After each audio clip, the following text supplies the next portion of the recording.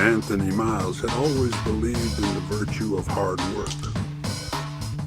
But now, hard work was turning its back on him. Massive layoffs had left him without his construction job, and the hum of the fridge echoed louder than the emptiness inside it. The rent loomed overdue. Again, the car note threatened to vanish, taking away he and his family's only means of transportation. A red-stamped final notice on the light bill loomed like a death knell. His wife, Janice, had started skipping meals, pretending she wasn't hungry, just so their 3 kids could have a bit more to eat. The air at home was thick with tension and despair. Night after night, Anthony lay awake, staring at the ceiling, the weight of his responsibilities pressing down on his chest like a stone. You should try driving for a nap. But Anthony resisted.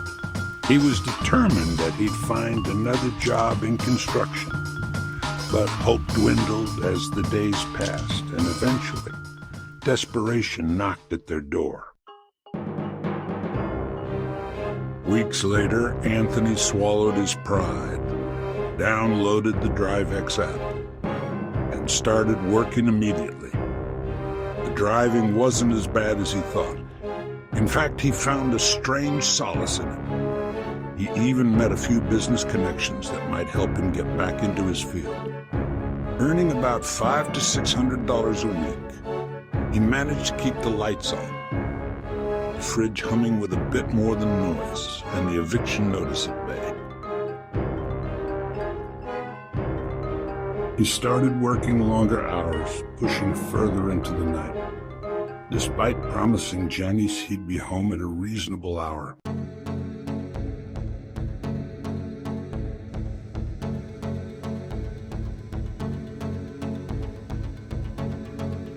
One night, Anthony found himself behind the wheel at 2:04 a.m. on a Thursday. The streets were deserted, the city asleep. But his mind raced with the relentless pressure of bills and the hungry looks of his children. He was ready to call it a night when the DriveX app buzzed.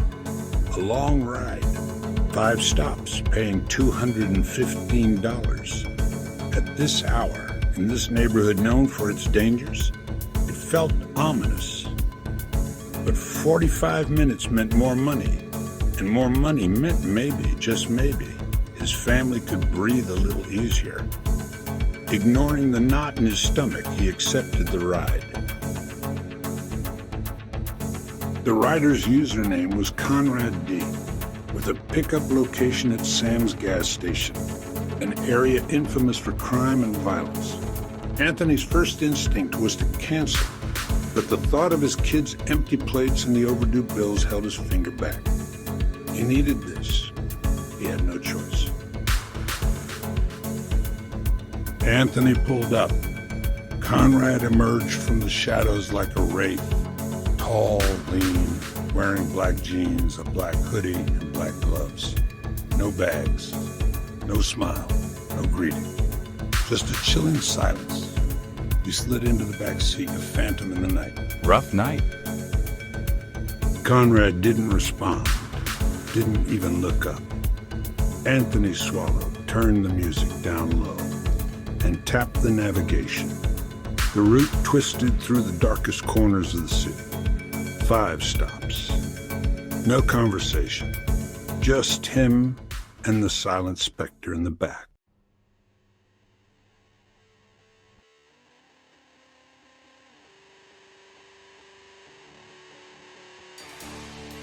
Anthony arrived at the first stop, a convenience store on the outskirts of town. The flickering neon sign barely illuminated the cracked pavement. No cameras, no cashier behind the glass. The place looked abandoned, yet Anthony couldn't shake the feeling of being watched. Conrad returned in under 2 minutes, his face unreadable. But Anthony noticed how he clutched something in his pocket. The second stop, a run-down apartment complex in the hood. As Conrad entered Unit 3C, leaving the door slightly ajar, Anthony's curiosity piqued. He leaned forward, trying to catch a glimpse of what was inside. 3 minutes crawled by, and when Conrad returned, he moved faster, glancing around as if expecting someone or something to follow. The third stop, a quiet residential house in the city. It seemed too ordinary, which made it unsettling. Anthony's mind raced. What kind of errands were these? 1 minute later, Conrad returned, his jaw twitching, his phone gripped tightly. Anthony's suspicion deepened. The fourth stop, a house surrounded by a chain-link fence and swallowed in darkness. No streetlights, no signs of life. Anthony's curiosity gnawed at him. He leaned out slightly, trying to see what Conrad was up to. Drive. His hands trembled. His breathing was ragged. His leg bounced uncontrollably. Everything all right, man? Anthony risked a glance through the mirror. Conrad locked eyes with him for the first time. Something cold and dead in that stare. Mind your business. Take me to the last stop. Anthony obeyed, but his mind raced with questions. At 3 a.m., the final destination was a grimy alleyway behind a 24-hour diner. Conrad got out, didn't look back, and disappeared into the shadows.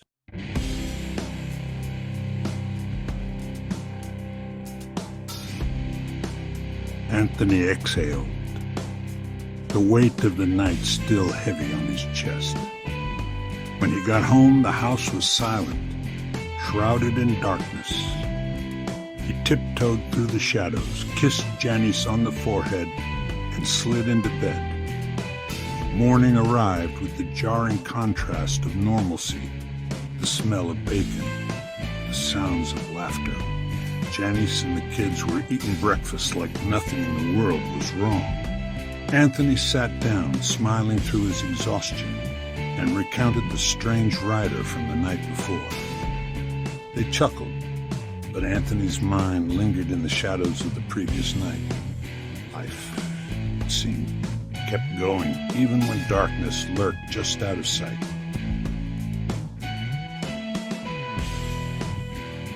Later that afternoon, Anthony drove to meet his old friend Jade Tucker, aka J Boogie. They have been friends since they were 8 years old. Jay was the kind of guy who never fully left high school. Loud, reckless, always one scheme away from disaster by making one bad decision after another. But his energy was addictive, a temporary escape from the growing unease. They played cards, smoked a little, and caught up.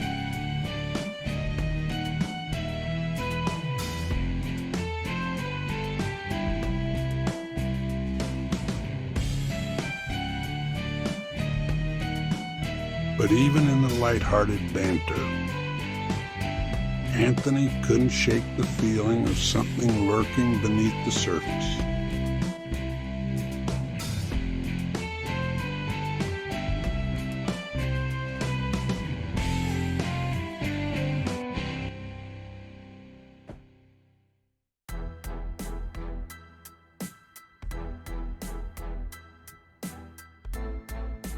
After a day of hanging out, Anthony asked Jay to ride with him to the car wash.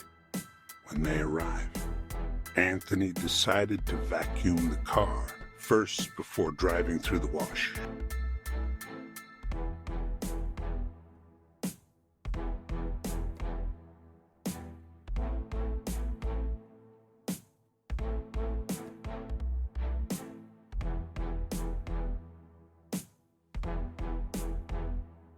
His eyes widened at the findings. Diamonds, not just a few. 20, maybe more.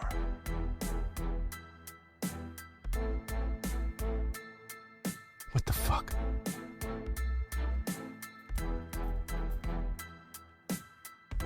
Jay, you gotta see this. No way. Are those real? I don't know. They were in the back seat. I think that a passenger may have left them.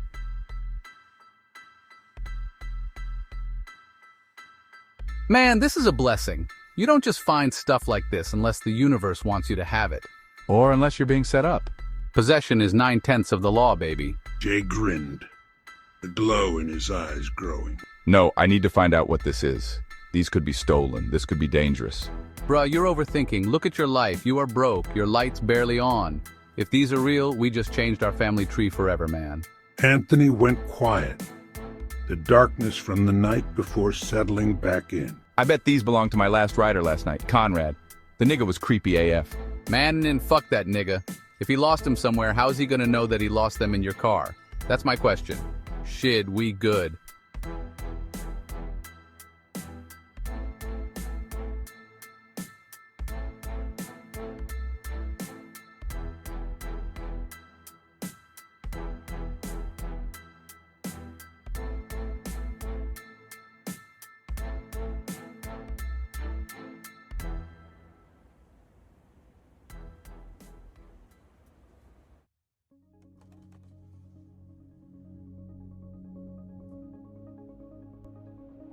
Anthony and Jay drove back to Anthony's place in tense silence.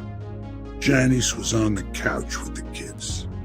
Anthony sent them outside to play, his heart racing as he prepared to break the news. Janice, I need to tell you something important. He told Janice everything. Each word heavy with the weight of the night. She didn't blink, but he could see the fear in her eyes. You need to call DriveX, call the police or something. This ain't something you can just hold on to. Man, hell no. You call the cops, it's over. Anthony stared at the velvet pouch, which felt heavier as each moment passed.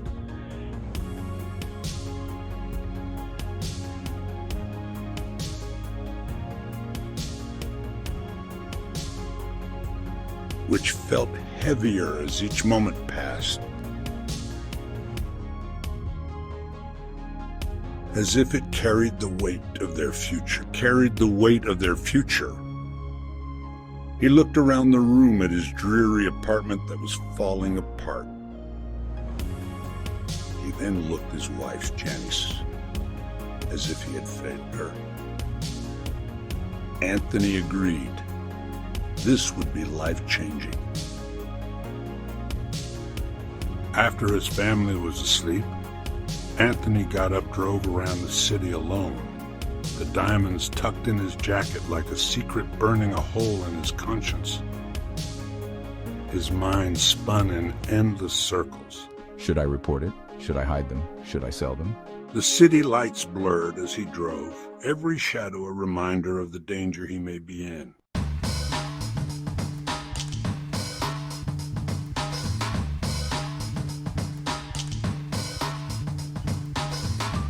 Several days passed. Anthony and Janice received an official eviction notice. Janice's eyes welled with tears as she held the notice.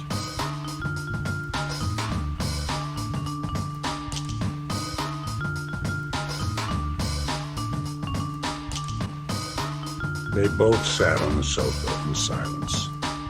Anthony rubbed his head in frustration. Anthony, maybe Jay was right. We don't have many choices at this point. Anthony stood and walked into the bedroom and closed the door to make a call. He called Dice. Dice is that one person in the neighborhood that knew about anything that moved in the hood. He told Dice that he had something that needed his eyes. Dice told Anthony to meet him at his spot tomorrow. Anthony couldn't sleep that night. Darkness in the room mirrored the uncertainty in his soul, each passing minute a reminder of the impossible decision that loomed.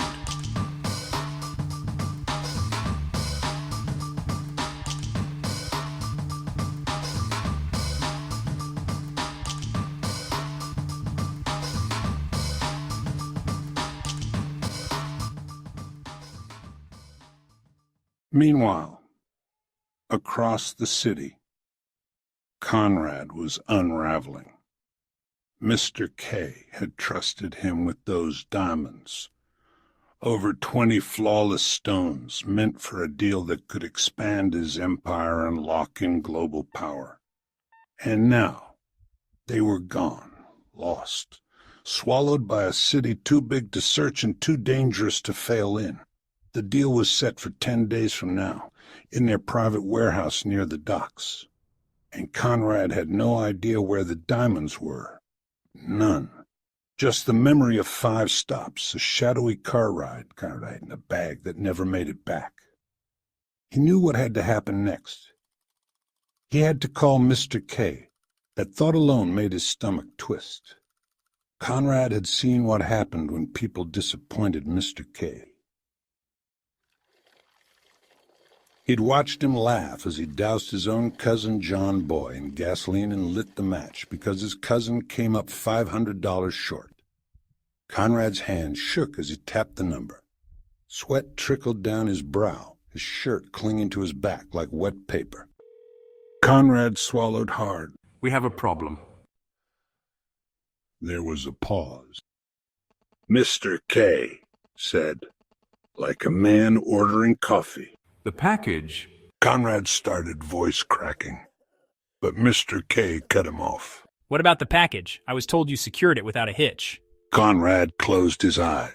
I may have misplaced it, but Mr. K's sigh was slow, disappointed, deadly. So what you're telling me is, you can't handle my business. I trusted the wrong man? His voice dropping into something dark and cold. Conrad tried to speak, but no sound came out. I don't give a fuck what you have to do. Get my diamonds. And if you don't succeed, I will burn this fucking city down, with you and your whole bloodline in it. Click. The line went dead. Conrad stood frozen, the silence screaming louder than any threat. Then he snapped. He hurled the phone across the room, watched it explode into pieces. He paced, chest-heaving, fists clenched. From the corner of his eye, he saw a mouse scurry across the floor of the motel room. He stomped it. Hard. Again and again, until the blood smeared across the linoleum. Fuck! He screamed, his voice raw, echoing off the dirty walls. He tore through his contacts, searching every old DriveX record, every ride, every street, backtracking every minute of that night. His brain was on fire, his memory blurred with fear. Names, places, faces. Only one kept coming up. Anthony. His heart pounded louder, faster. The clock was ticking, and Conrad knew what failure meant. It wasn't just death. It was erasure.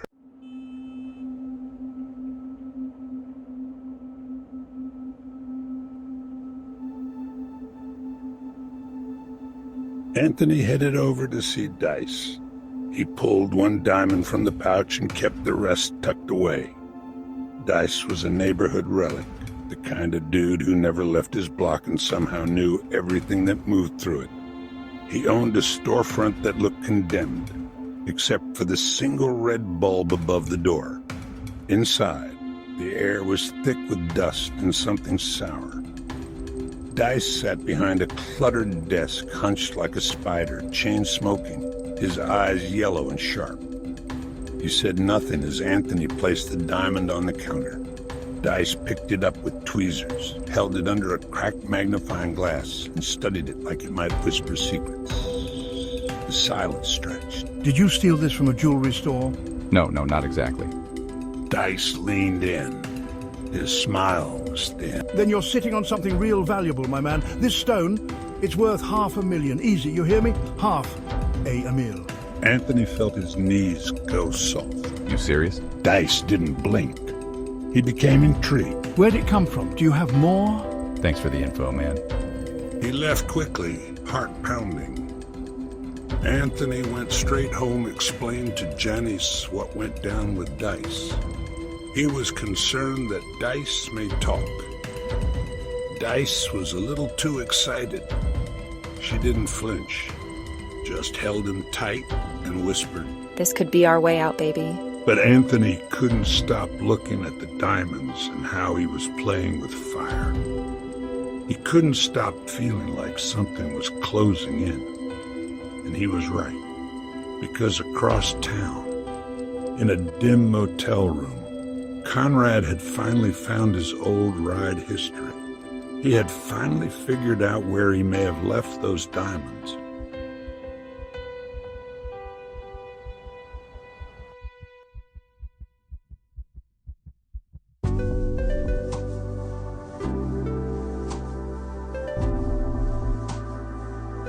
Conrad sat alone in a dimly lit motel room on the edge of town, hunched over a burner phone and a torn notebook. Blood crusted over the cut on his cheek, courtesy of Mr. K's enforcer, a man they called Ghost.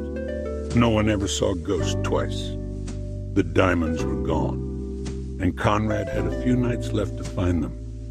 He'd spent the last 6 hours logging into old dummy accounts, digging through ride histories, surveillance footage, anything he could get his hands on. One particular ride stood out. Conrad stared at it. A chill ran through him. Anthony was the last ride that night. Conrad made a screenshot of Anthony from the DriveX app. He began to request rides from dummy accounts to see if Anthony would pop up. No luck. That was a dead end. Across town, Anthony was pacing in his living room. His nerves had worn down to raw wire. The velvet bag now lived in a shoebox beneath the floorboards. He hadn't touched it in 2 days. He hadn't slept right either. You think he's coming back for the diamonds? If those diamonds are worth what Dice said, I would. What are you gonna do, Anthony? I don't know, Janice, but I can feel something coming. Like we're being watched. Maybe you and the kids can go stay with your sister down south until this blows over. I'm not leaving you here alone. I think it's best. Until I figure this out, I want my family out of this city. Suddenly, there was a knock on the door, then silence. Anthony froze. Janice reached for her phone. Another knock. Anthony walked to the window and peered through the blinds. No one. He opened the door slowly. Nothing on the porch but wind and quiet. But down the street, just beyond the corner, he saw a dark figure watching the house from the sidewalk. Tall, still, like a shadow that refused to move. When Anthony stepped out, the figure turned and walked into the dark.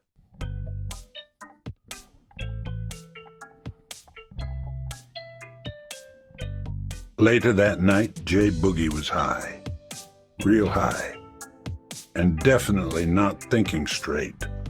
Hours later, Anthony was at the hookah bar, leaned back with a drink and a beautiful woman across the table. He was feeling himself, talking big, telling her about certain jewelry pieces he might soon be investing in. By mid-afternoon, Jay woke up in the back of a van. Man, the fuck is this? I paid my child support, I swear. Goons chuckled. Then from the shadows, a figure stepped into the light. Do you know where you are? Shit. Judging by the roaches and vibes, somewhere I don't want to be. Mr. K didn't blink. He backhanded Jay across the face, hard and fast. Damn. Okay. So we not shaking hands first? You're in hell, Mr. Boogie. Then I guess that makes you the fucking devil. No, I'm worse than the devil. I'm the last face people see when they lie to me. Damn. Where are my diamonds? Diamonds? What diamonds? Man, I don't even wear earrings. Okay. Now you just showing off. That last one was unnecessary. Funny man, I'll ask you again. Where are my diamonds? Bruh, I don't know shit. I swear on Keisha's crusty wig. Don't kill him, but make him wish he was dead. I'll need him for collateral. Collateral? Man, I ain't no pawn. I'm a king. Hold up. Wait. Yo, can we talk about this? But by then, the only sounds left were fists, grunts, and the squeak of metal as the chair rocked under the weight of consequence.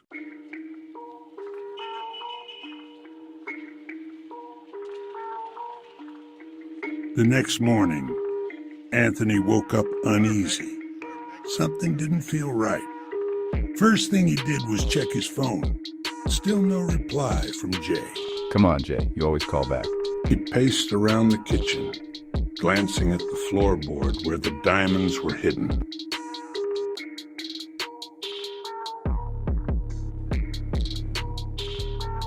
Trying to shake the tension out of his chest, Anthony grabbed his keys and hit the road.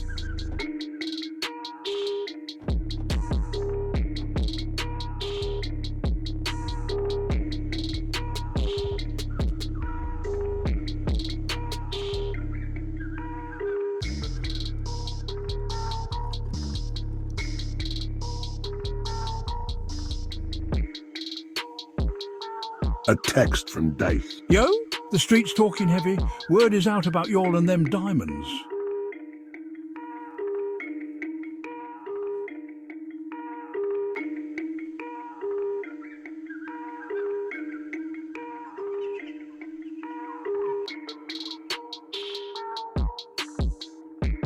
You have something of mine, and I have something of yours.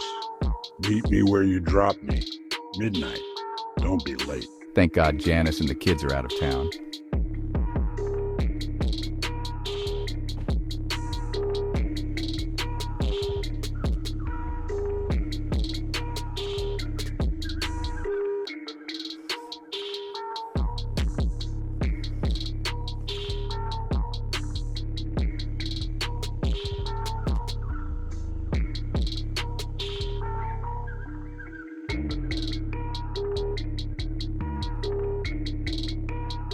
Didn't know what was coming, but he knew this. It was going to be dark. It was going to be dangerous. And it might just be the last ride he ever take.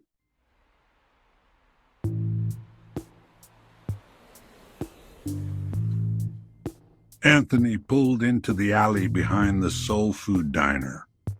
His engine rumbling low, headlights off. The duffel bag on the passenger seat felt radioactive, full of diamonds, sure, but also full of death, fear, hope, doom. The alley was still, but not peaceful. It was the kind of silence that pressed on your lungs. Then, footsteps. Conrad emerged from the shadows like a phantom. Same black hoodie, same hollow stare. But tonight, his energy was different. He looked hunted, sweaty, shaky. You got them? He rasped. Anthony nodded once, his hand resting protectively on the duffel. I didn't steal them. They were in the back seat. I thought about turning them in. Conrad stepped closer, voice cracking. You don't understand. These diamonds, they belong to someone worse than you can imagine. If I don't get them back, my daughter dies. My whole family dies. Then why the hell did you leave them in my car? Conrad looked like he'd been asked to solve a calculus equation. I panicked. One of the stops went bad, real bad. Somebody saw too much. I handled it. In the rush, I must have dropped the bag when I got out of your car. Please. But Anthony didn't move. He was sure what Conrad was planning. That's when a second car crept in behind them. Lights off. Doors cracked open. Two men stepped out. All black suits, eyes hidden behind dark glasses, even at night. Quiet. Tactical. Killers. That's Mr. K's muscle. Who is Mr. K?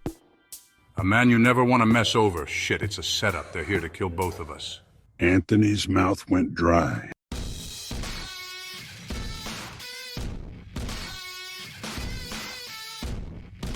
One of the goons raised a silenced pistol. Slide us the bag. No hero shit or you die quick and quiet. You said your daughter's life was on the line. Conrad didn't answer. His hand crept toward his waistband. Don't do it. Too late. Conrad drew his weapon. Gunfire erupted like thunder. Conrad was hit in the head. One goon took a bullet from Conrad to the neck and dropped him. The other turned and opened fire as Anthony dove behind his car, clutching the duffel. Bullets shattering glass and tearing through metal. Yeah! What came from the alley. A cherry red Emmy truck peeled around the corner. Jay Boogie leaned out the window. Dice was driving like a pro. They can't hold a good black man down. Y'all must not know who the hell y'all fucking with. He aimed the flare gun. Yes, a flare gun. And fired 2 flares straight into the air. Go, go, go! Dice floored it. The Hemi fishtail tires screaming, bullets sparking off the bumper. Jay cackled, still leaning out the window like it was a parade. You're alive, Jay. You alive? Barely. Man, these dudes snatched me up outside Keisha's raggedy-ass house. Tied me up, threw me in a van, beat my ass like I stole lunch money. I was fighting back too. I was giving them the work. But then, woo, they caught me with that boot to the ribs special. Had me tied to a chair like I was in a Netflix series. Do you ever stop talking? Jay ducked inside, laughing. They pulled into a side street, and Anthony climbed into the back seat. The bag still clutched tight. We alive, ain't we? That's all that matters. Anthony looked down at the diamonds in his lap, then up at the stars flickering above the city. 2 weeks later, Mr. K was sitting like a king in his glass-walled penthouse, wrapped in a black Italian suit and sipping aged cognac from a crystal glass. Smooth jazz drifted from hidden speakers, and the skyline glowed behind him like a trophy case. He had no idea his reign was seconds from collapse.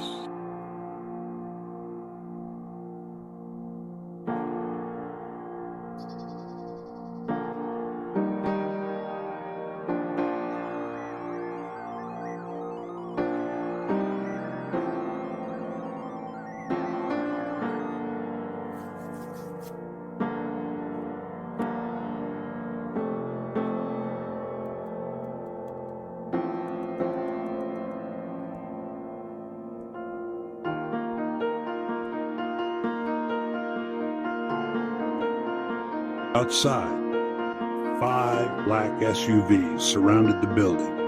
SWAT, FBI, and Homeland Security moved like shadows. No sirens, no warnings. The elevator was hacked. The cameras went dead. And then, bam, the doors of Mr. K's office burst open with a flashbang. FBI, hands where we can see them. Within minutes, they uncovered hidden compartments filled with drugs, unregistered weapons, illegal bonds, counterfeit cash, and foreign IDs. But the crown jewel, a lockbox tied to an illegal diamond deal gone wrong. The diamonds, 20 flawless stones worth over $500 million, had vanished. What Mr. K didn't know was they were long gone and already sitting in a duffel bag under Anthony's floorboards.